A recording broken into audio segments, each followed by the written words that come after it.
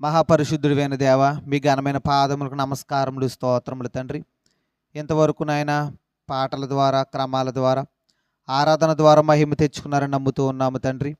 కొద్ది నిమిషాలు మీ వాక్యం ద్వారా మీరే మా అందరితో మాట్లాడండి. ఇంకా రావలసిన వారందరిని కూడా సకాలంలో మీరు తోడుకుని రండి నాయన. వాక్యం ద్వారా ప్రభా మీరు మా అందరితో మాట్లాడమని వాక్యమై ఉన్న మా మంచి బోధకుడై ఉన్న యేసుక్రీస్తు వారి పరిశుద్ధ నామమున మిక్కిలి వినంత వేడుకొనుచున్నాము తండ్రి, ఆమేన్. అందరికీ మరణాతండి. ప్రభు యొక్క మహా ఉచితమైన కృపను బట్టి మరొక ఆదివారం ప్రభు సన్నిధిలో ఏకీభించడానికి దేవుడు మనందరికీ ఎంతగానో కృప చూపించిన వారై ఉన్నారు. సరే, ఈరోజు వాక్యాన్ని మనందరం చదువుకుందాం. దినవృత్తాంతముల రెండవ గ్రంథము 14వ అధ్యాయము మొదటి వచనం నుండి చదువుకుందాం. దినవృత్తాంతముల 2వ గ్రంథము 14వ అధ్యాయం మొదటి వచనం నుండి చదివితే, అబీయా తన పితరులతో కూడా నిద్రింపగా జనులు అతనిని దావీదు పట్టణమందు పాతిపెట్టిరి. అతనికి బదులుగా అతని కుమారుడైన ఆస రాజాయను. ఇతని దినములలో దేశము 10 సంవత్సరములు నెమ్మది పొందెను. ఆస తన దేవుడైన యెహోవా దృష్టికి అనుకూలముగాను యథార్థముగాను నడిచిన వాడై. ఇక్కడ దినవృత్తాంతంలో 2వ గ్రంథము 14వ అధ్యాయములో మనకి ఎవరు కనపడుతున్నారంటే ఒక రాజు కనపడుతున్నాడు. ఆ రాజు పేరు ఏంటంటే ఆస. ఆ రాజు పేరు ఏంటండి? ఆస. ఇతడు ఏ రాజ్యానికి రాజు అయ్యా అంటే యోధా రాజ్యానికి రాజు. అయితే ఇతడు అంటండి దేవుని దృష్టికి ఎలా నడుస్తున్నాడంట?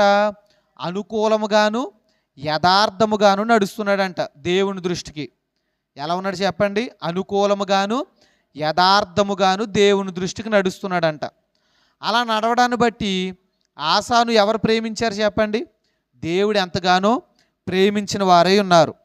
సరే, ఆసాలో ఉన్న కొన్ని లక్షణాలను ఈరోజు మనందరము కూడా ధ్యానించినట్లయితే దినవృత్తాంతముల 2వ గ్రంథము 14వ అధ్యాయము 3వ వచనంలో ఇక్కడ ఆశాలో ఉన్న లక్షణాల్లో ఒక లక్షణం ఏంటయ్యా అంటే దేవునికి అయిష్టమైన వాటిని ఇతడు తొలగించాడు. దేవునికి ఇష్టం లేని వాటిని ఇతడు తొలగించినట్టుగా కనపడుతుందండి.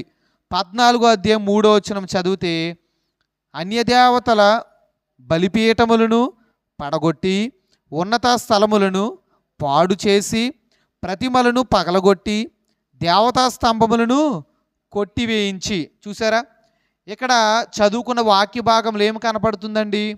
ఆస అనబడిన రాజు ఏమి కొట్టివేశాడంటండి? దేవునికి ఇష్టం లేని వాటిని తొలగించినట్టుగా మనందరికీ కూడా ఇక్కడ వాక్యం ద్వారా మనందరం కూడా అర్థం చేసుకోగలుగుతున్నాం. కాబట్టి ఈ రోజున దేవునికి ఇష్టం లేనివి మన జీవితంలో ఉండొచ్చు, దేవునికి ఇష్టం లేనివి మన కుటుంబంలో ఉండొచ్చు. వాటిని మనం ఏం చేయాలి చెప్పండి? తొలగించేసుకోవాలి. లేకపోతే వాటి వలన మనం ఏమవుతామండి? పాడైపోతాం. వాటి వలన మనం పాడైపోతాం. గత వారము యోతాము అనబడిన ఒక రాజు కోసం మీకు తెలియపరిచాను. ఆ రాజు అన్నీ బాగానే చేశాడు, కానీ ఉన్నత స్థలములను మాత్రం కొట్టివేయలేదు. అందుచేత రాజ్యములో ఉన్న ప్రజలందరూ కూడా ఏమయ్యారండి? దుర్మార్గులు అయిపోయారంట. చెడ్డ ప్రవర్తన కలిగి నడుస్తున్నట్టుగా కనబడుతుంది. ఎందుచేతంటే దేవునికి ఇష్టం లేని వాటిని తొలగించకపోతే వాటి ద్వారా మనం ఏమవుతామని చెప్పండి? మనము కూడా చెడు ప్రవర్తన మనలోనికి వచ్చేస్తుంది.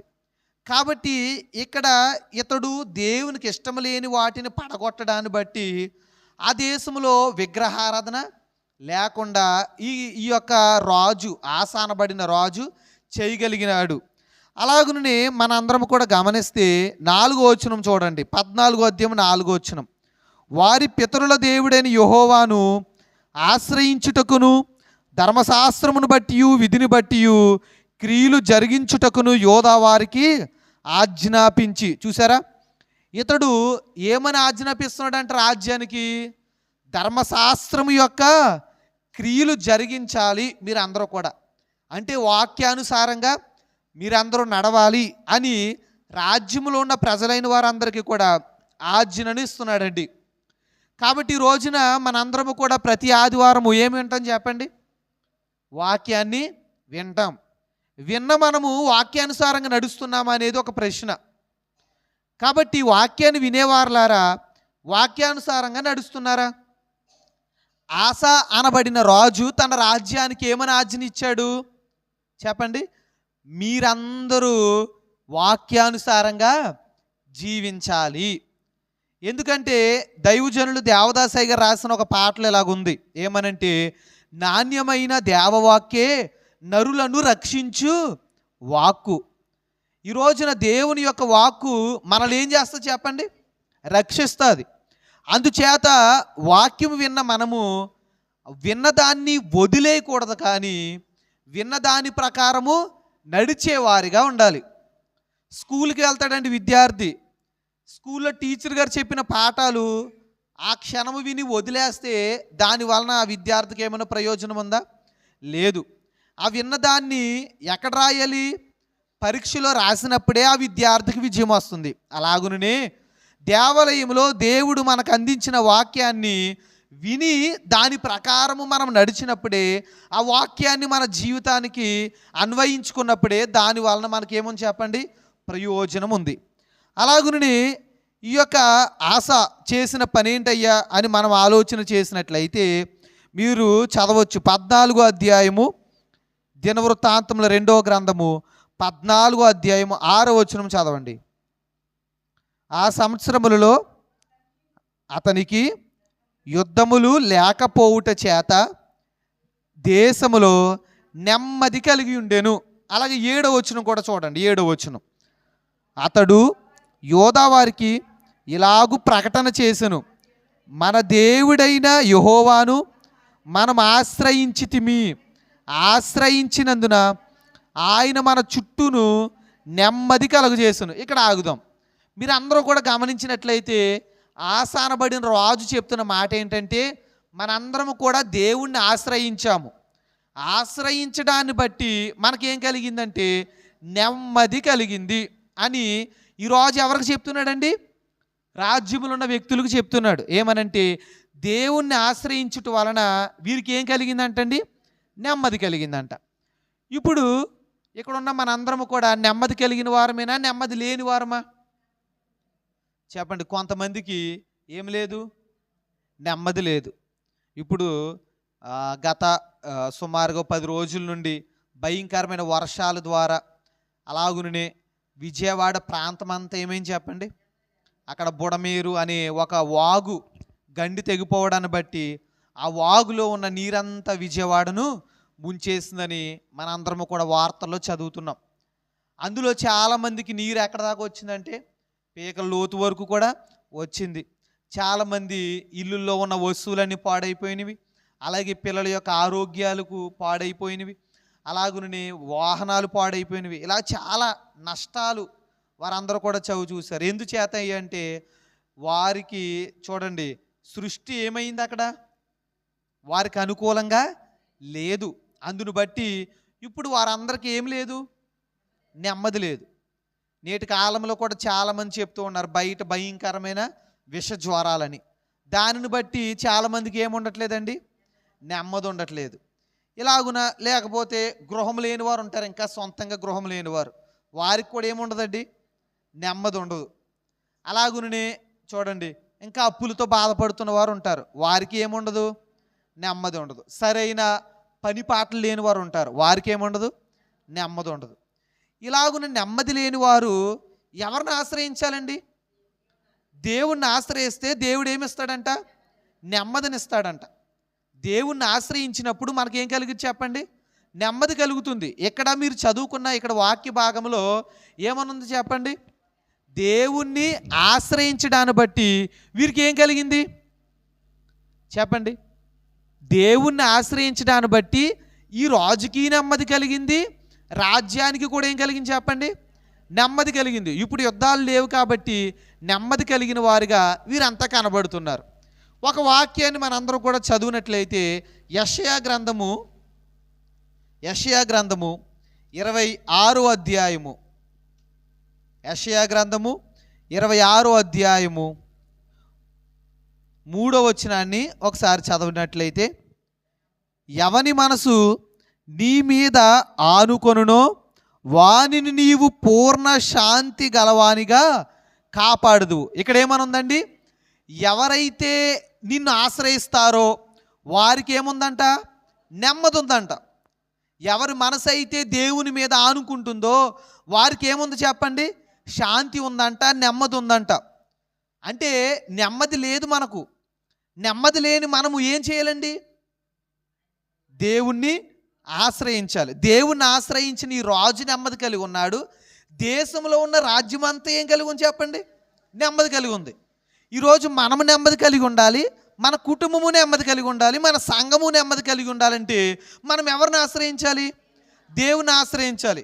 అలాగే నేను యెషయా గ్రంథము 57వ అధ్యాయము 20వ వచనాన్ని ఒకసారి చదివితే, యెషయా గ్రంథం 57వ అధ్యాయం 20వ వచనంలో, భక్తిహీనులు కదులుచున్న సముద్రము వంటి వారు, అది నిమ్మలింపనేరదు. చూసారా? భక్తిహీనులు ఎలాంటి వారంటండి? కదులుచున్న సముద్రము వంటి వారు. సముద్రం ఎప్పుడు కూడా ఎలా ఉంటుంది? నిమ్మలముగా ఉంటుందండి? నిమ్మలముగా ఉండదు. అది ఏమవుతుంది చెప్పండి? ఎప్పుడు కదులుతూనే ఉంటుంది. ఎన్నో అలలు, కెరటాలు ఎప్పుడు కదులుతూనే ఉంటుంది. భక్తిహీనులకు కూడా ఏముండదంట? సముద్రము వంటి వారు. వారికి నెమ్మది ఉండదు. ఎప్పుడు ఏదొక శ్రమ వస్తూనే ఉంటుందంట. అందుచేత 21వ వచనంలో కూడా దుష్టులకు నెమ్మది ఉండదనేది నా దేవుడు సెలవిచ్చుచున్నాడు. చూసారా? దేవుణ్ణి ఆశ్రయించని వారు, భక్తిహీనులైన వారికి ఏముండదు చెప్పండి? కొంతమంది భక్తి ఎక్కడికి వస్తుందంటే హీన దశకు చేరుతుంది. అలాంటి వారికి నెమ్మది ఉంటుందండి? నెమ్మది ఉండదు. మన భక్తి పెరగాలి, మన భక్తి స్థిరంగా నిలబడాలి. అంతేకాని భక్తి ఏమవకూడదు? హీన దశకు రాకూడదు. అలా వస్తే నెమ్మది ఉండదు. అందుచేతనే మనందరము కూడా దేవుణ్ణి ఆశ్రయించవలసిన వారమే ఉన్నాం. అందుకే వాక్యంలో ఒక మాట ఉంటుంది, మనుషులు నమ్ముకున్నట్టు కంటే యెహోవాను ఆశ్రయించుట మేలు, రాజులు నమ్ముకున్నట్టు కంటే యెహోవాను ఆశ్రయించుట మేలు. చాలామంది ఏం చేస్తారు చెప్పండి? ఎవరిని ఆశ్రయిస్తారు? లోకాన్ని ఆశ్రయిస్తారు. వారికి ఏముండదు? నెమ్మది ఉండదు. నేటి కాలంలో మనము కూడా చూడండి, సృష్టి ఎవరి మీద తిరగబడుతుందంటే మానవుల మీద తిరగబడుతుంది. ఎందుచేత అయ్యా అంటే మానవుడు సృష్టికర్తను పూజించడం మానేసి దేని పూజిస్తున్నాడు? సృష్టిని పూజిస్తున్నాడు. దైవజనులు దేవదాసయ్య గారు ఆనందకరమైనదనే పాటలో సృష్టి అంతా కూడా దేవుడు ఎవరి కోసం కలగజేశాడంటే మానవుడి కొరకు కలగజేశాడని రాశారు. ఈ రోజున దేవునికి సృష్టి ఎక్కువ, మానవుడు ఎక్కువ అండి? మనమే ఎక్కువ, మానవుడే ఎక్కువ. ఇలాంటి మానవుడు ఎవరిని పూజించాలి? ఎవరికి నమస్కరించాలి? సృష్టికర్తకు నమస్కరించాలి. కానీ ఎవరికి నమస్కరిస్తున్నాడు? సృష్టికి నమస్కరిస్తున్నాడు. అందుచేత సృష్టికి కోపం వస్తుంది. ఎవరమే చెప్పండి? నాకు పూజిస్తున్నారేంటయ్యా, మీరు నాకంటే ఎక్కువ, మీరు దేవుని కదా పూజించాలి, సృష్టికర్తను కదా పూజించాలని ఎవరి కోపం వస్తుందండి? సృష్టి కోపం వస్తుంది. అందుచేత ఈరోజు మనం ఎవరిని ఆశ్రయించాలి చెప్పండి? దేవుణ్ణి ఆశ్రయిస్తే మనకేముంటుంది? నెమ్మది ఉంటుంది. అందుకే యోహాను సువార్త 14:27లో కూడా ఒక మాట అంటారు యేసుప్రభు వారు, నేను మీకు శాంతిని అనుగ్రహిస్తున్నాను, అది లోకమిచ్చినట్టుగా కాదు. లోకమిచ్చే శాంతి ఎంతకాలం ఉంటుందండి చెప్పండి? ఇప్పుడు ఉదాహరణకు మీరు కష్టాల్లో ఉన్నారనుకోండి, ఎవరైనా మిమ్మల్ని ఓదార్చడానికి వస్తారు. వచ్చిన వారు ఎంతసేపు ఉంటారు చెప్పండి? ఒక గంట ఉంటారు మహా అయితే, ఒక పూట ఉంటారు, ఒక రోజు ఉంటారు మహా అయితే. కానీ దేవుడైతే ఎంతసేపు ఉంటాడు చెప్పండి? ఒక్క క్షణము కూడా మిమ్మల్ని వదిలి వెళ్ళడు ఆయన. ఈ రోజున దేవుడిచ్చే నెమ్మది ఎలా ఉంటుంది? అందుకే నోవాహు గారి కాలంలో నోవాహు ఏం పొందుకున్నాడు? నెమ్మదిని పొందుకున్నాడు. కానీ ప్రజలైన వారందరూ కూడా ఏం పొందుకోలేకపోయారండి? నెమ్మది పొందుకోలేకపోయారు. కారణం ఏంటంటే నోవాహు దేవుని ఆశ్రయించాడు, మిగిలిన వారు ఆశ్రయించలేదు. ఇదే కారణం. కాబట్టి ఇలా అలాగునే ఆసారాజు దేవుని ఆశ్రయించుట వలన ఇతడికి నెమ్మది వచ్చింది, దేశానికి నెమ్మది వచ్చింది. ఇది బాగా జ్ఞాపకం ఉంచుకోండి. అలాగే దినవృత్తాంతంలో 2వ గ్రంథంలో ఇంకా ఆసారాజు చేసిన పని ఏంటి అని మనం చూస్తే 14వ అధ్యాయంలో 9వ వచనంలో చూస్తే, నేను చెప్తాను, సమయము ఎంతో లేదు కాబట్టి నేను చెప్తాను, అందరూ వినండి. కూషీయులు అనబడిన కొంతమంది జనాంగము ఈ యొక్క ఎవరి మీదకి యుద్ధానికి వస్తున్నారంటే ఈ ఆసారాజు మీదకి యుద్ధానికి వస్తున్నారంట. కూషీలు అనబడిన వారు ఎవరి మీదకి యుద్ధానికి వస్తున్నారండి? ఆసారాజు మీదకు యుద్ధానికి వస్తున్నారంట. యుద్ధానికి వస్తున్న సమయంలో ఆసారాజు చేయవలసిన పని ఏంటండి? కత్తులు ఎక్కడున్నాయో వెతకాలి, ఆయుధాలు ఎక్కడున్నాయో పట్టుకోవాలి, సైన్యాన్ని అలర్ట్ చేయాలి. కానీ ఇతడు ఏం చేస్తున్నాడంట? దేవుడిచ్చిన గొప్ప ఆయుధాన్ని పట్టుకున్నాడు. దేవుడిచ్చిన ఆయుధం ఏంటి చెప్పండి? గొప్ప ఆయుధం ప్రార్థన. దేవుడు మనకిచ్చిన గొప్ప ఆయుధం ఏంటి చెప్పండి? ప్రార్థన. ఈ ప్రార్థన అనే ఆయుధాన్ని పట్టుకుని ఇతడు ఏం చేస్తున్నాడంటే, మీకు దినవృత్తాంతంలో 2వ గ్రంథము 14వ అధ్యాయం 11వ వచనంలో కనబడుతుంది. ఆసా తన దేవుడని యెహోవాకు మొర్రపెట్టి, యెహోవా, విస్తారమైన సైన్యము చేతిలో ఓడిపోకుండా బలము లేని వారికి సహాయము చేయుటకు నీకన్నా ఎవరునూ లేరు. ప్రార్థన చేస్తున్నాడు. ఏమనండి? యుద్ధం వచ్చినప్పుడు ఎవరైనా ఏం చేయాలి చెప్పండి? ఆయుధాలు పట్టుకోవాలి. కానీ ఇతడే ఆయుధాన్ని పట్టుకున్నాడు. ప్రార్థనని ఆయుధాన్ని పట్టుకుని దేవుడి దగ్గరికి వెళ్ళి మోకరించి ఏమని ప్రార్థన చేస్తున్నాడు? ప్రభువా, మాకు బలము లేని మాకు సహాయం చేయుటకు నీకన్నా ఎవరున్నారు? ఈరోజు అందరూ వినండి, నీకన్నా ఎవరున్నారు? సహాయం చేయడానికి ఎవరున్నారు చెప్పండి? మనకు బలము లేదు, మనకు బలము లేని మనకు సహాయం చేసేవారు ఎవరు? దేవుడు కాకుండా ఇంకెవరైనా ఉన్నారా? ఎవరు లేరు, దేవుడే ఉన్నారంట. అలాగే ఇక్కడ మీరు అందరూ చూస్తే ఇంకా ఏమని ప్రార్థన చేస్తున్నాడు? మా దేవా యెహోవా, మాకు సహాయం చేయుము, నిన్నే నమ్ముకొని ఉన్నాము. ఇతడు ఎవరు నమ్ముకున్నాడంటండి? దేవుణ్ణే నమ్ముకుని ఉన్నాడంట. మనుషులు నమ్మాడా? నమ్మలేదు. ఆయుధాలు నమ్ముకున్నాడా? నమ్ముకోలేదు. కత్తులు నమ్ముకోలేదు. తన సైన్యాన్ని నమ్ముకోలేదు. మరి ఎవరు నమ్ముకున్నాడండి? దేవా, నిన్నే నమ్ముకొని ఉన్నాను కాబట్టి మాకు నీవు సహాయం చేయవు, నీ నామమును బట్టి ఈ సైన్యమును ఎదిరించుటకు బయలుదేరి ఉన్నాము. మేము సైన్యాన్ని ఎదిరించడానికి బయలుదేరాం ప్రభువా, నీవే నాకు సహాయం చేసి నీవే విజయం తెచ్చుకో అని ప్రార్థన చేశాడు. అలా ప్రార్థన చేసినప్పుడు దేవుడు ఇక్కడ ఎవరు ప్రార్థన విన్నారండి? ఆసారాజు యొక్క ప్రార్థనను విన్నాడు. విని ఏం చేశాడంట? కూషీయులు ఆసా ఎదుటను యోధావారి ఎదుటను నిలవనీయక వారిని మొత్తినందున వారు పారిపోయారు. చూసారా? యుద్ధం చేద్దామని వచ్చిన వారు కాస్త ఏమయ్యారంటండి? వీరి ముందు నిలవలేక పారిపోయారంట. ఎందుచేత? ఇతడు ఏ ఆయుధాన్ని పట్టుకున్నాడు? ప్రార్థన అనే ఆయుధాన్ని పట్టుకున్నాడు. మీకు సమస్య వచ్చిందా? మీ యుద్ధం ఎవరితో అండి? మీ యుద్ధం ఎవరితో చెప్పండి? మనం దేనితో యుద్ధం చేయాలి? మన సమస్యలతో యుద్ధం చేయాలి, శ్రమలతో యుద్ధం చేయాలి, కష్టాలతో యుద్ధం చేయాలి, ముఖ్యంగా మన శ్రద్ధతో యుద్ధం చేయాలి, నిద్రమొత్తుతో యుద్ధం చేయాలి, బద్ధకముతో యుద్ధం చేయాలి, అజ్ఞానముతో యుద్ధం చేయాలి, అపవాదితో యుద్ధం చేయాలి, లోకముతో యుద్ధం చేయాలి, సాతానుతో యుద్ధం చేయాలి, మన శరీరముతో యుద్ధం చేయాలి. ఇప్పుడు ఈ యుద్ధంలో మనకు విజయం రావాలి. విజయం రావాలంటే మనం ఏ ఆయుధాన్ని పట్టుకోవాలి? ప్రార్థన ఆయుధాన్ని పట్టుకోవాలి. థామస్ వాట్సన్ అనే ఒక భక్తుడు ఒక మాట రాశారు. ఏమనంటే, పేతురు గారిని చెరసాల్లో బంధించారు. అది మీరు అందరూ ఎరిగిన వారే. పేతురు గారిని చెరసాల్లో బంధించినప్పుడు చెరసాల నుండి దేవదూత ఎక్కడికి తీసుకొచ్చిందండి? పేతురు గారిని చెరసాల నుండి బయటకు తీసుకొచ్చింది. థామస్ వాట్సన్ అనే ఒక భక్తుడు ఏమని రాశాడంటే, చెరసాల నుండి పేతురును దేవదూత బయటకు తీసుకొచ్చింది, కానీ దూతను చెరసాల దగ్గరకు తీసుకొచ్చింది ప్రార్థన. చూసారా? పేతురు గారు చెరసాల్లో ఉన్నప్పుడు సంఘం ఏం చేస్తుందండి? ప్రార్థన చేస్తుంది. ఆ ప్రార్థన దేవదూతను ఎక్కడికి పంపింది? దేవదూతను ఎక్కడికి తీసుకొచ్చింది చెప్పండి? చెరసాల దగ్గరకు తీసుకొచ్చింది. ఇప్పుడు ఈ దేవదూత చెరసాల్లో ఉన్న పేతురును బయటకు తీసుకొచ్చింది. చూసారా? చెరసాల్లో ఉన్న పేతురు బయటకు రావడానికి కారణం ఏంటండి? ప్రార్థనే. చూసారా? ప్రార్థన మన పరిస్థితులు మారుస్తుందని మనం అనేక మార్లు చదువుతాము, వింటాం. ఇక్కడ చెరసాల్లో ఉన్న పేతురు గారు బయటకు రావడానికి కారణం ఏంటండి? ప్రార్థన. అలాగే విలియం కేరీ అనే ఒక భక్తుడు ఒక మాట అన్నారు. ఏమనంటే, మన మోకాళ్ళు నేలను తాకితే ఆత్మీయ జీవితం ఆకాశాన్ని తాకుతుందంట. అందుకే మనం ఏ ప్రార్థన చేయాలండి? మోకాళ్ళ ప్రార్థన చేయాలి. అందుకే దైవజనులు దేవదాసయ్య గారు కూడా ఏమన్నారంటే, మీరు మోకాలు నలుపెక్కితే మీ హృదయము ప్రకాశిస్తుంది, తెలుపెక్కుతుంది, దైవజనులు అన్నమాట. కాబట్టి ఈ రోజున అందుకే యేసుక్రీస్తు ప్రభువారి యొక్క ప్రార్థన జీవితంలో కూడా మనకి ఎక్కువగా ఏం కనబడుతుంది? మోకాళ్ళ ప్రార్థన కనబడుతుంది. కాబట్టి మనందరం ఏం నేర్చుకోవాలి చెప్పండి? మోకాళ్ళ ప్రార్థన నేర్చుకోవాలి. సాధు సుందర్ సింగ్ అనే భక్తుడు ఏమన్నారంటే, ఒక పక్షికి 2 రెక్కలు ఎలాగో ఒక విశ్వాసికి లేకపోతే ఒక వ్యక్తికి ప్రార్థన వాక్యం అనేవి అలాంటివి. ఒక రెక్క ఇరిగిపోయి ఒక రెక్క ఉంటే ఎగరగలదండి? 2 రెక్కలు ఉండాలి.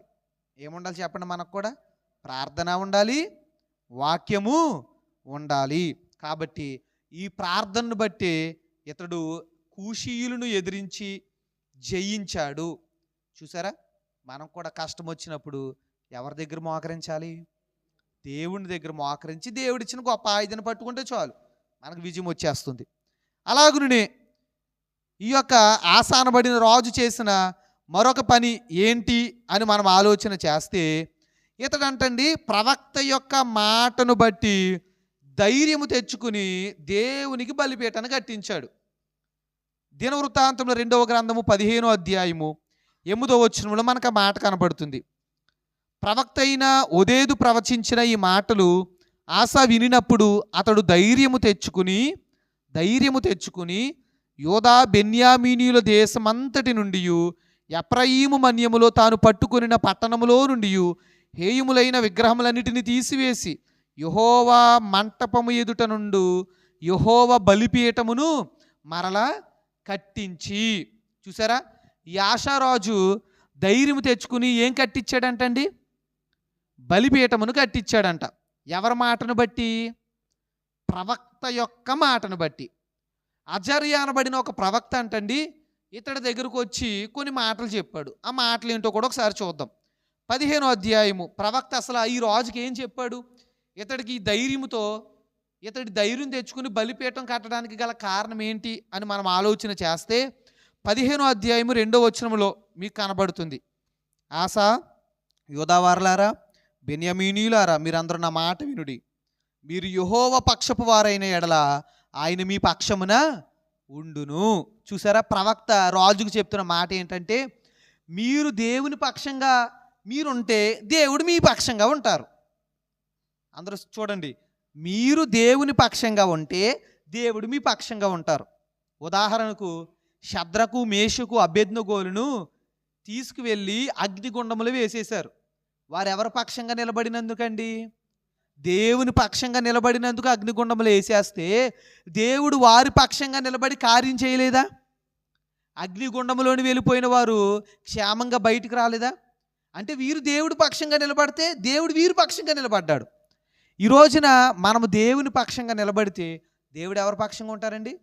మన పక్షంగా ఉంటారు. ఇంకా ప్రవక్త ఇతడికి చెప్పిన మాట ఏంటంటే, చూడండి, మీరు ఆయన యొద్ద విచారణ చేసిన ఎడల ఆయన మీకు ప్రత్యక్షమగును. చూసారా?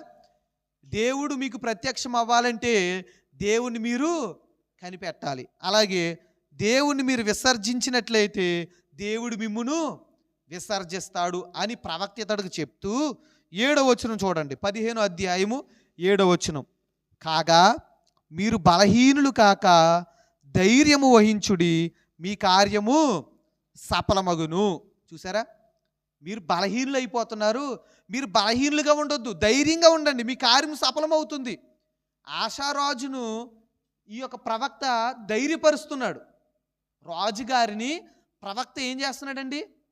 ధైర్యపరుస్తున్నాడు. అయ్యా, నువ్వు ధైర్యంగా వెళ్ళి అక్కడ బలిపీఠాన్ని కట్టు, నీ కార్యం సఫలమవుతుంది అని ఈ ప్రవక్త ఎవరికి చెప్తున్నాడండి?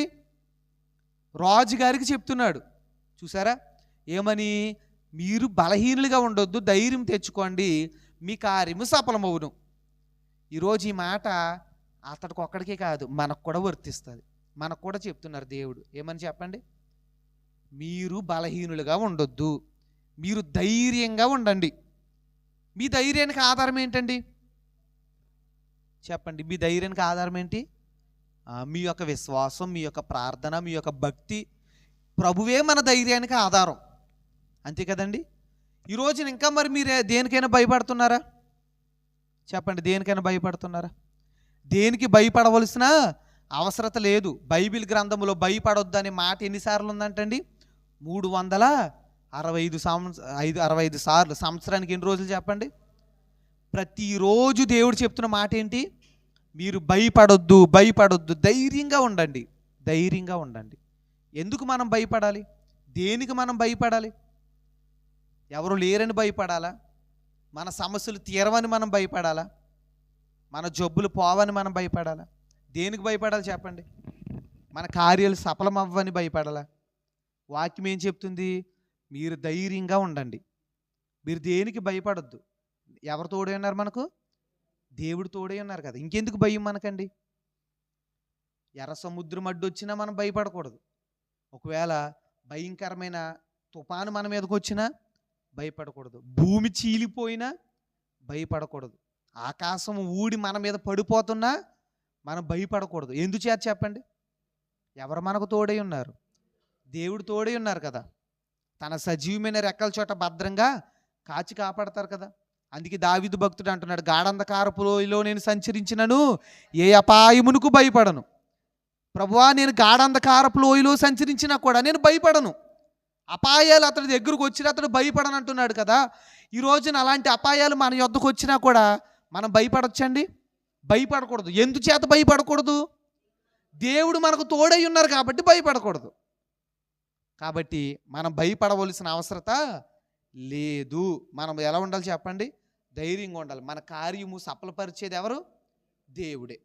ఇప్పుడు ఆ మాటను బట్టి 8వ వచనంలో కనపడుతుంది, 15:8లో అతడు ధైర్యం తెచ్చుకున్నాడు అంటాడు. రాజు ధైర్యం తెచ్చుకుని అప్పుడు దేవునికి ఏం కట్టాడంట? బలిపీటను కట్టాడు. ఈ ప్రవక్త ఎప్పుడైతే చెప్పాడో ఆ మాటను శ్రద్ధగా ఆలకించి, చూసారా, ధైర్యం తెచ్చుకుని బలిపీటను కట్టాడంట. ఈ రోజున దేవుడు మనతో మాట్లాడుతున్నాడు. మాట్లాడినప్పుడు ఆ మాటను బట్టి మనం ఏం తెచ్చుకోవాలి? మీరు ఎప్పుడైనా భయపడినట్లయితే తీసి వాక్యం చదువుకోండి, మీకు ధైర్యం వస్తుంది. మోకరించి ప్రార్థన చేసుకోండి, మీ భయం పోతుంది. కాబట్టి ఈ రోజున ప్రతి ఆదివారం కూడా సేవకులు ఉండి ఎవరు మాట్లాడతారు మనతో? దేవుడు మాట్లాడతారు. కాబట్టి మనం కూడా ధైర్యం తెచ్చుకుని ఈ ప్రవక్త మాటను ఎలాగైతే శిరసావహించి విన్నాడో, ఆ మాటను విని ధైర్యం తెచ్చుకుని బలిపీఠాన్ని కట్టాడో, ఈ రోజున దేవుడు చెప్పిన మాటను మనం కాదనకూడదండి. కాదనకుండా చేసేవారిగా మనందరం ఉంటే, అలా చేసినట్లయితే బలిపీఠాన్ని కట్టిన ఇతడికి ఏమొచ్చిందంట? నెమ్మది వచ్చిందంట. మీకు 15వ వచనంలో కనపడుతుంది. అలాగుననే మనకు కూడా ఏమొస్తుంది చెప్పండి? నెమ్మది వస్తుందంట. కాబట్టి దేవుడు చెప్పిన పని మనము ఎప్పుడు కూడా భయపడకుండా చెయ్యాలి. ఒకవేళ దేవుడు చెప్పిన పని కష్టంగా ఉన్నా మనం ఏం చేయాలి చెప్పండి? భయపడకుండా చెయ్యాలి, ధైర్యంగా చెయ్యాలి. కొంతమందికి దేవుడి పని చేయాలంటే ఏమేస్తుంది? భయం పుడుతూ ఉంటుంది. కానీ భయపడకూడదండి, ధైర్యం. మనం ధైర్యంగా దేవుని పని చేసేవారిగా ఉండాలి. అలాగునే ఇక్కడ వరకు ఆశ కోసం మనం చూస్తే, మీరందరూ విన్నారు ఇప్పుడు వరకు. ఆశలో ఉన్న లక్షణాలు ఏంటి చెప్పండి? అంటే ఇవే ఉన్నాయంటే ఇంకా చాలా ఉన్నాయి, ధ్యానిస్తే క్లుప్తంగా మీకు తెలియపరిచాను. ఇతడు దేవునికి ఇష్టం లేని వాటిని ఏం చేశాడు? తొలగించేశాడా లేదా? తొలగించేశాడండి. అలాగే వాక్యానుసారంగా ప్రజలందరూ నడవాలని ప్రజలందరికీ ఆజ్ఞ ఇచ్చాడా లేదండి? ఆజ్ఞ ఇచ్చాడు. దేవుణ్ణి ఆశ్రయించి ఇతడు నెమ్మది పొందుకున్నాడు. దేశానికి నెమ్మదినిచ్చాడా లేదండి? ఇచ్చాడు. అలాగునే ఇతడు ఏం చేశాడండి? ప్రార్థన ద్వారా కూషీయుల మీద విజయాన్ని పొందుకున్నాడా లేదా? విజయాన్ని పొందుకున్నాడు. అలాగునే ప్రవక్త చెప్పిన మాట విని బలిపీఠను కట్టాడా లేదండి? కట్టాడు. ఎక్కడ వరకు ఆశారాజు యొక్క జీవితం ఎలా ఉంది చెప్పండి? చాలా ఉన్నతంగా ఉందా లేదా? ఉన్నతంగా ఉంది. అయితే ఇతడు చేసిన పొరపాటు ఏంటంటే, అప్పుడు వరకు ఏ చిన్న సమస్య వచ్చినా కూడా దేవుణ్ణి ఆశ్రయించి ఆ సమస్యను తీర్చుకున్న ఇతడు ఇప్పుడండి ఇతడికి ఇంకో సమస్య వచ్చింది. మొట్టమొదటికి ఇతడి మీదకి ఎవరు యుద్ధానికి వచ్చారు? కూషీయులు అనబడిన వారు యుద్ధానికి వచ్చారని చెప్పుకున్నాం. అప్పుడు ఎవరిని ఆశ్రయించాడు ఇతడు? ఆశ్రయించాడు, విజయం పొందుకున్నాడు లేదండి? పొందుకున్నాడు. ఇప్పుడు ఇశ్రాయేల్ రాజ్యం మీద, ఇశ్రాయేల్ రాజ్యము వీరి మీదకి దండెత్తి వస్తుంది. దండెత్తి వచ్చినప్పుడు ఇప్పుడు కూడా ఇతడు ఏం చేయాలి? ఎవరిని ఆశ్రయించాలి? అప్పుడు ఎవరినైతే ఆశ్రయించాడు ఇప్పుడు కూడా వారిని ఆశ్రయిస్తే విజయం వస్తుంది కదా. కానీ ఇతడు దేవుణ్ణి ఆశ్రయించకుండా లోకాన్ని ఆశ్రయిస్తున్నాడంట. అందుచేత ఒక ప్రవక్త, హనానీ అనబడిన ఒక ప్రవక్త ఇతడి దగ్గరకు వచ్చండి. 16వ అధ్యాయం చూడండి. దినవృత్తాంతములు 2వ గ్రంథము 16వ అధ్యాయం 7వ వచనంలో, ఆ కాలమందు దీర్ఘదర్శి అయిన హనాని యోధారాజైన ఆషా యొద్దకు వచ్చి అతనితో ఇలాగు ప్రకటించాను, నీవు నీ దేవుడైన యెహోవాను నమ్ముకొనక సిరియా రాజును నమ్ముకొంటివే. సిరియా రాజు యొక్క సైన్యము నీ వశము నుండి తప్పించుకోపోయెను. బహు విస్తారమైన రథములను గుర్రపు రౌతులను గల కూషీయులను లూబీయులను గొప్ప దండై వచ్చిరు కదా. అయినను నీవు యెహోవాను నమ్ముకొనినందున ఆయన వారిని నీ చేతికి అప్పగించెను. చూసారా, ఇప్పుడు హనాని అనబడిన ఒక ప్రవక్త ఇతని దగ్గరకు వచ్చి ఏమంటున్నాడంటే, అయ్యా నీవు దేవుణ్ణి ఆశ్రయించడం మానేసి, ఆ ఇశ్రాయేలు నీ మీదకి యుద్ధానికి వచ్చినప్పుడు దేవుణ్ణి ఆశ్రయించడం మానేసి సిరియనుల్ని ఎందుకు ఆశ్రయించావు? నువ్వు సిరియనుల్ని ఎందుకు ఆశ్రయించావు? లోకాన్ని ఎందుకు ఆశ్రయించావు? ఒక రోజున నీకు మర్చిపోయావా? ఒక రోజున నీ మీదకి కూషీలు అనబడిన వారు గొప్ప సైన్యంతో, వేల వేల సైన్యంతో, రథాలతో నీ మీద యుద్ధానికి వచ్చినప్పుడు దేవుడు నీకు విజయం ఇచ్చాడు కదా. ఈ రోజు నీకు ఇవ్వడనుకున్నావా? లోకాన్ని ఆశ్రయిస్తున్నావు. చూసారా అని చెప్తూ ఏమని చెప్తున్నాడో చూడండి. 9వ వచనం, తన ఎడల యథార్థ హృదయం గలవారిని బలపరుచుటకి యెహోవా కనుదృష్టి లోకమందంతటా సంచారం చేసెను. ఈ విషయమందు నీవు మతి తప్పి ప్రవర్తించితివి. చూసారా, గొప్ప రాజు, యథార్థవంతుడు, ఏం సమస్య వచ్చినా ఎవరిని ఆశ్రయించేవాడు? దేవుణ్ణి ఆశ్రయించి నెమ్మది పొందుకున్న ఈ రాజు కాస్త ఇప్పుడు ఎలా ప్రవర్తించాడంట? మతి తప్పి ప్రవర్తించాడంట. మతి తప్పి ప్రవర్తించాడు. మనం కూడా అంతేనండి. ఒక్కోసారి దేవుణ్ణి ఆశ్రయిస్తాం, ఒక్కోసారి ఏం చెయ్యం? లోకాన్ని ఆశ్రయిస్తాం. ఒక సమస్యకు దేవుణ్ణి ఆశ్రయిస్తాం, ఒక సమస్యకు లోకాన్ని ఆశ్రయిస్తాం. ఈ రాజులాగే చూడండి. అప్పుడు దేవుడు మనం ప్రశ్నించడా? ఇప్పుడు ఈ ప్రవక్త వచ్చి ప్రశ్నిస్తున్నాడు, అయ్యా నువ్వు ఎందుకు ఎలా చేసావు? మతి తప్పి ఎందుకు ప్రవర్తిస్తున్నావు నువ్వు? మనం కూడా ఒక్కోసారి మన మతి పనిచేయదు. ఒక్కోసారి ఏం చేస్తారో తెలియదు చాలామంది. ఒక్కోసారి అసలు ఒక్కోసారి చాలా భక్తులు ఉంటారు, ఒక్కోసారి అసలు ప్రార్థనే చేసుకోరు, ఒక్కోసారి అసలు బైబిల్ తెరవరు, ఒక్కోసారి అసలు దేవాలయానికి రారు ఒక వారం. అంటే వారు ఎలా ప్రవర్తిస్తున్నారు చెప్పండి?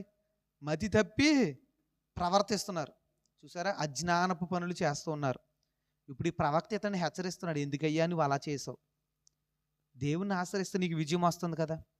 చాలామంది ఇలాంటి అజ్ఞాన పనులు చేస్తారా లేదా చెప్పండి? చేస్తారు. మీరు అందరూ గమనించినట్లయితే చాలామంది దేవుణ్ణి నమ్ముకుంటారు, అలాగే ఇంటి ముందు ఏమి ఏలాడుతుంది చెప్పండి?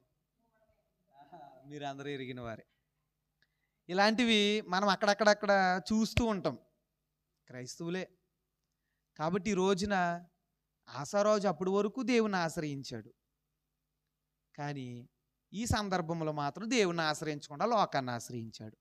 దేవుని ఆశ్రయించడం వల్ల ఇతడికి ఏం పొందుకున్నాడండి? జయం పొందుకుని ఇతడు నెమ్మది పొందుకున్నాడు, దేశానికి నెమ్మది వచ్చింది. ఎప్పుడైతే ఇతడు దేవుని ఆశ్రయించటం మానేసి లోకాన్ని ఆశ్రయించటం మొదలుపెట్టాడో నెమ్మది లేకుండా కోల్పోయాడు, నెమ్మదిని కోల్పోయాడు. చూడండి, దినవృత్తాంతము 2వ గ్రంథము 16వ అధ్యాయము 9వ వచనము చివరి లైన్లో చూస్తే, నీవు మతి తప్పి ప్రవర్తించితివి గనుక ఇది మొదలుకుని నీకు యుద్ధములే కలుగును. అప్పుడు వరకు దేశం మీద యుద్ధం లేవు. ఎందుచేత చెప్పండి? యుద్ధము లేదు, నెమ్మది వచ్చింది. ఎందుచేత? దేవుణ్ణి ఆశ్రయించుట వలన. అలాగే మీరు చూడండి, దినవృత్తాంతం 2వ గ్రంథము 16వ అధ్యాయము 10వ వచనము చివరి లైన్లో మరలా చూస్తే, ఆ సమయమందే ఆశా జనులలో కొందరిని బాధపరిచేను. చూసారా, ఇప్పుడు మొట్టమొదట మనం చదువుకున్నప్పుడు దేశానికి నెమ్మది రావడానికి కారణం ఎవరండి? ఈ రాజే. దేవుని ఆశ్రయించటం వలన ఈ రాజుకి నెమ్మది వచ్చింది, దేశానికి నెమ్మది వచ్చింది. ఇప్పుడు చూసారా, ఇతడు దేవుని ఆశ్రయించడం మానేసి లోకాన్ని ఆశ్రయించడం వలన ఇతడికి నెమ్మది లేకుండా కోల్పోయాడు, దేశానికి కూడా నెమ్మది లేకుండా కోల్పోయింది. ఇతడి వల్లే నెమ్మది వచ్చింది, మరలా ఇతడి వల్లే నెమ్మది పోయింది. చూసారా? ఈ ప్రవక్త వచ్చి హెచ్చరించడాన్ని బట్టి ఈ ప్రవక్త మీద ఇతడికి కోపం వచ్చిందంటండి. కోపం వచ్చి ఏం చేస్తున్నాడంట మీరు చూడండి, బందీ గృహములో వేసాను. 10వ వచనంలో మీకు కనపడుతుంది. అతని మీద కోపగించి రౌద్రము చూపి అతనిని బందీ గృహములో బంధించేశాడంట ప్రవక్తను. ప్రవక్త వచ్చి నువ్వు చేస్తుంది తప్పయ్యా అంటే అతడి మీద ఏమొచ్చిందంటండి, కోపం వచ్చి తీసుకెళ్ళి ఏం చేశాడు, బంధించేశాడు. చాలామందికి నువ్వు చేస్తుంది తప్పు అంటే ఏమొస్తుంది చెప్పండి. ఇక్కడ మీరు బాగా గమనిస్తే ఇతడి దగ్గరికి ఇందాక చెప్పుకున్నాం, మొదట్లో కూడా ఒక ప్రవక్త వచ్చాడు. ఆ ప్రవక్త వచ్చి ఏమని చెప్పాడు, నువ్వు ధైర్యం తెచ్చుకో అంటే తెచ్చుకున్నాడా లేదండి? తెచ్చుకుని పని చేశాడా లేదా? చేశాడు. ఇక్కడ ఇంకో ప్రవక్త వచ్చాడు.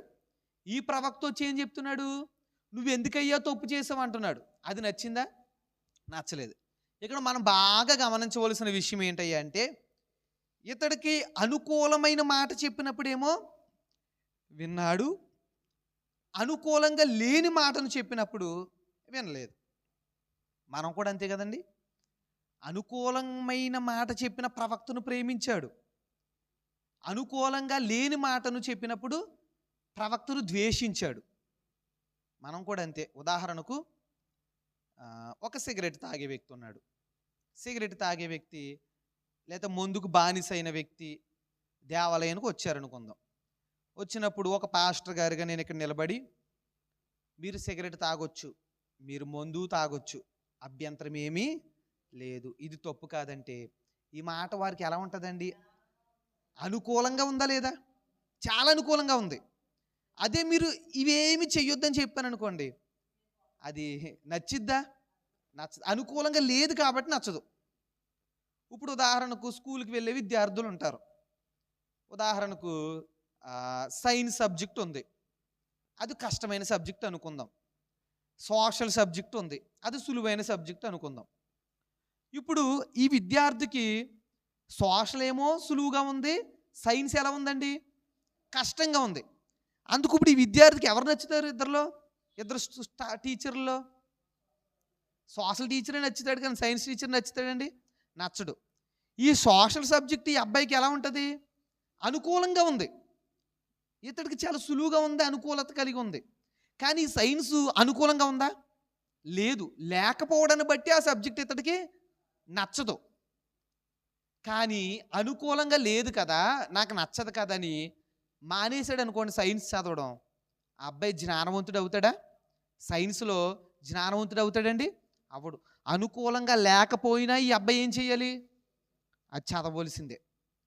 దేవుని మాటలు కొన్ని మనకు అనుకూలంగా ఉండకపోవచ్చు,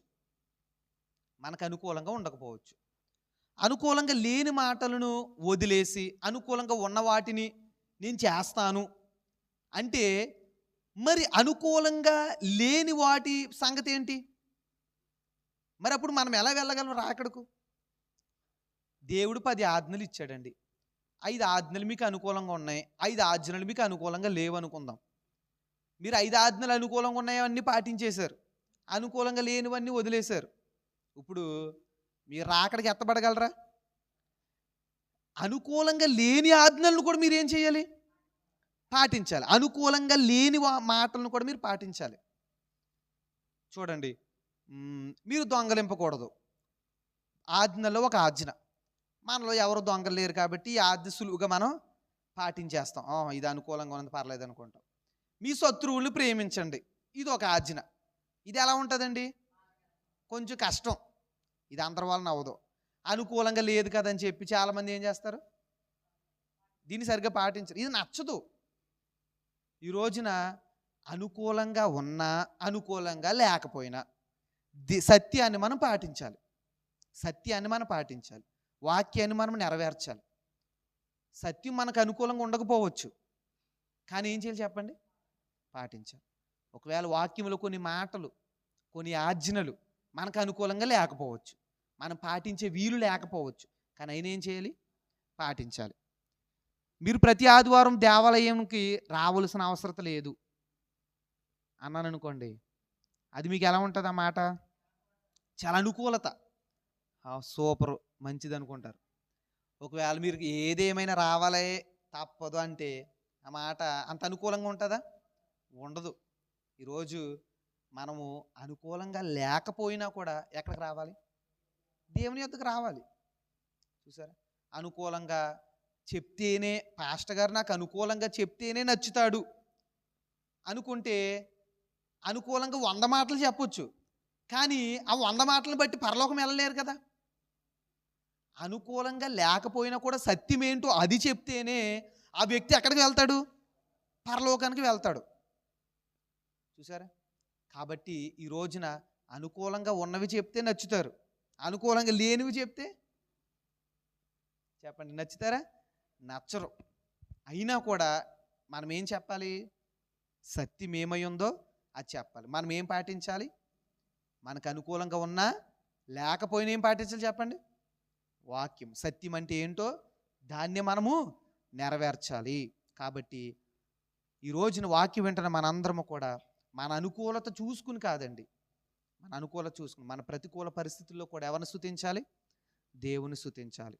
కాబట్టి ఈ యొక్క ఆసానబడిన రాజు అనుకూలంగా ఉన్న ప్రవక్తను ప్రేమించాడు, అనుకూలంగా లేని ప్రవక్తను ద్వేషించాడు. చూసారా? కోపడ్డాడు, అతడి మీద బంధించేశాడు. చూసారా? అలా కాదండి. సత్యము ఏదైతే ఉందో దాన్ని మనం ఏం చేయాలి చెప్పండి? పాటించాలి.